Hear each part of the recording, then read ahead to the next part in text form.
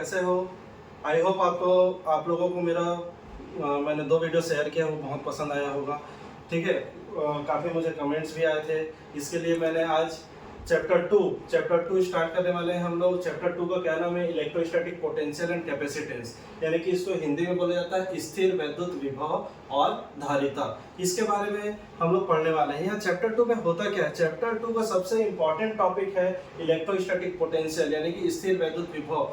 किसी बच्चों को ये नहीं पता रहता, इसका कॉन्सेप्ट पता नहीं रहता, और ये बच्चे क्या करते हैं, इसको डायरेक्ट रटने का कोशिश करते हैं। तो आज हम लोग बहुत ही इजी और आसान तरीके से जानेंगे।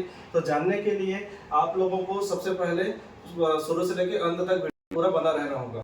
ठीक है, चलिए स्टार्ट करते हैं। इलेक्ट्रोस्टैटिक पोटेंशियल यानी कि स्थिर वैद्युत विभव। तो हम लोगों ने चैप्टर 1 में पढ़ा हुआ था कि हम सबसे पहले क्या लेते हैं, एक सोर्स चार्ज लेते हैं। सोर्स चार्ज का क्या नाम होता है? Plus Q. अब मैंने आपको पिछले वीडियो में बताया हुआ है कि इसका एक रीजन होता है चारों तरफ, जिसमें उसमें उसको क्या रहता है, इलेक्ट्रिक फील्ड इंटेंसिटी शो करता है कि जो रीजन है चारों तरफ एक क्षेत्र होता है जिसमें क्या होता है, कोई टेस्ट चार्ज को हम लेके आते हैं तो उस टेस्ट चार्ज के ऊपर में क्या करता है, ये अपना इंटेंसिटी दिखाता है, अट्रैक्शन और रिपल्सन फोर्स को शो करता है।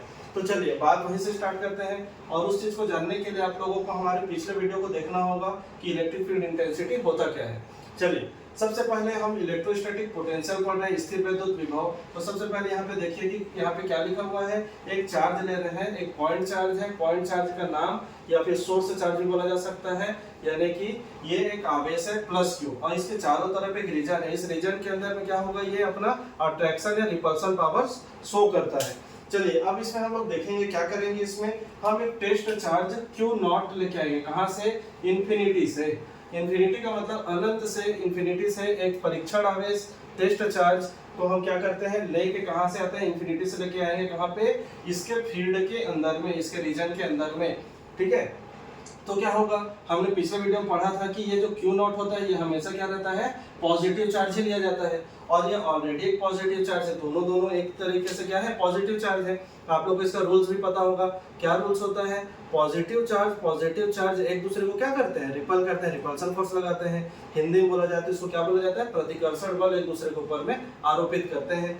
ठीक है, तो चलिए हम इस टेस्ट चार्ज को इन्फिनिटी से कहां पे लेके आएंगे, इस पॉइंट पर लेके आ जाते हैं। इस पॉइंट का नाम जो भी होगा, लेकिन इस पॉइंट पे क्यू नॉट को लेके आए हैं, क्यू जीरो को लेके आते हैं। ठीक है, अब क्या होगा, अब ये क्यू जो प्लस क्यू पहले से जो सोर्स चार्ज है इसके ऊपर क्या लगाएगा, फोर्स लगाएगा, क्योंकि ये भी पॉजिटिव और ये भी पॉजिटिव, दोनों के दोनों धनात्मक हैं, दोनों पॉजिटिव चार्ज है, दोनों एक दूसरे को क्या करेंगे, रिपल्सन फोर्स लगाएंगे, और ये जो फोर्स लगेगा ये एक दूसरे के ऊपर भी लगेगा। ठीक है, क्योंकि ये प्लस क्यू चार्ज जो बहुत बड़ा है और इसका जो इंटेंसिटी हो ज्यादा होगा, तो ये क्या करेगा, ये इसको धक्का मार के अपने फील्ड से बाहर निकालने की कोशिश करेगा। लेकिन इसके बावजूद अगर हम इस क्यू नॉट के ऊपर में एक्सटर्नल फोर्स अप्लाई करें, एफ एक्सटर्नल यानी कि बाह्य बल लगाकर इसको हम इस फील्ड के अंदर लेके आ जाए, तो ये क्यू नॉट यहाँ से इस पॉइंट से कहाँ तक खिसक जाएगा, मान लेते हैं इस पॉइंट पे आएगा क्यू नॉट। तो यहाँ से यहाँ तक आने में हम उसको क्या अप्लाई किए हैं, बाहर से एक्सटर्नल फोर्स अप्लाई किए हैं, बाहर से बाह्य बल दिए हुए हैं, जो इसके फोर्स से थोड़ा सा ज्यादा होगा। और ये फोर्स क्या करेगा, इसको हम बाहर से एक्सटर्नल फोर्स देंगे तो ये क्यू नॉट यहाँ से खिसक कर अंदर आ जाएगा इस फील्ड के अंदर। अब ये इसमें अगर मूव कर रहा है, मोशन करेगा, किस तरफ, प्लस क्यू की तरफ जा रहा है, तो जब प्लस क्यू की तरफ जाएगा तो इसके अपोजिट यानी कि इसके अगेंस्ट काम कर रहा है, इसके विरोध में काम कर रहा है, तो क्या होता है, ये क्यू नॉट क्या करेगा, वर्क डन करेगा। वर्क डन मीन्स कार्य करेगा, क्योंकि एक्सटर्नल फोर्स दिए हैं, इसके मर्जी के खिलाफ ये क्यू नॉट उसके अंदर आने का कोशिश कर रहा है। जब अंदर घुसेगा तो क्या होगा, वहां पे ये वर्क करेगा, कुछ ना कुछ वर्क करेगा। तो जितना ये वर्क डन करेगा उतना ही उसके ऊपर में इलेक्ट्रोस्टैटिक पोटेंशियल एनर्जी स्टोर हो जाएगा। किसके ऊपर में स्टोर होगा, क्यू नॉट के ऊपर में स्टोर होगा।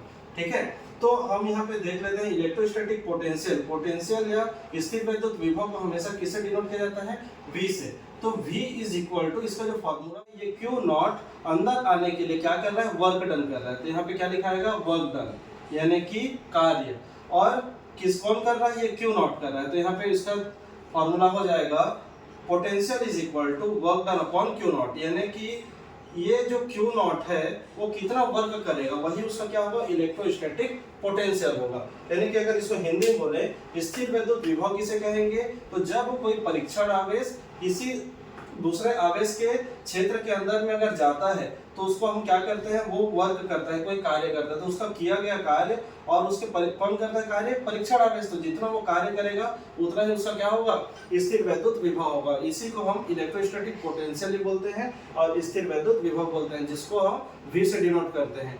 गाइस, इस टॉपिक के बगैर अगर आप पढ़ने का कोशिश करेंगे तो आप लोगों को बिल्कुल भी समझ में नहीं आएगा। अगर ये समझ में ना आया होगा तो आप उस चैप्टर को बिल्कुल भी समझ नहीं सकते हैं। इसलिए इस वीडियो को बार बार देखें। अगर आपको कोई भी समस्या, कुछ डाउट आता है तो आप कमेंट में मुझसे पूछ सकते हैं। ठीक है, थैंक यू।